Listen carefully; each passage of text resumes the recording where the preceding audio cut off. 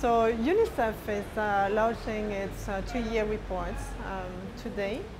And in the report, what we are reporting is slowly improvements. We are reporting progresses in some areas, I mean in education, in health, in nutrition, in water, sanitation, child protection.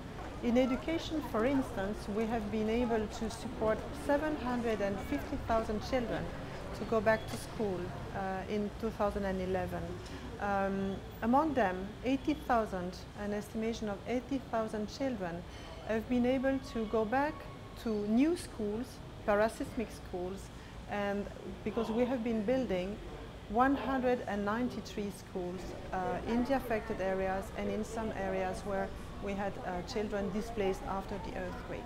In the area of nutrition, for instance, we have been able to provide support, life-saving intervention to more than 50,000 children in 365 feeding centers throughout the country. We report in our document that 95 communities have launched new initiatives to improve sanitation, also in the rural area in particular.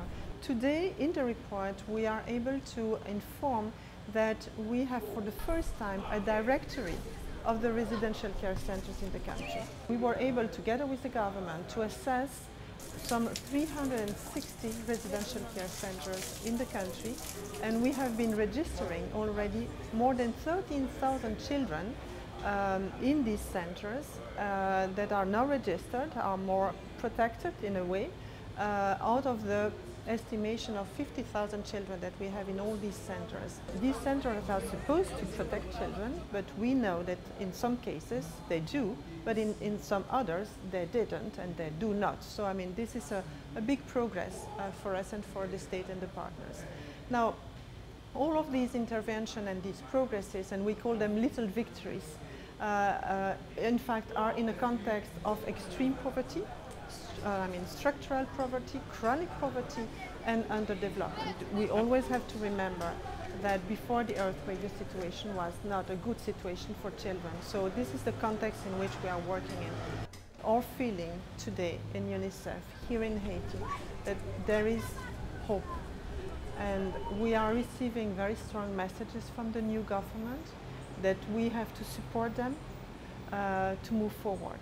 And I think this is for us very important. We know by experience in UNICEF that we can work a lot, we can work very hard, but if we don't have the political commitment and the political will, it's very complicated. I think here today we are working with a government that is putting the children first in the agenda and is really supportive to working on children issues.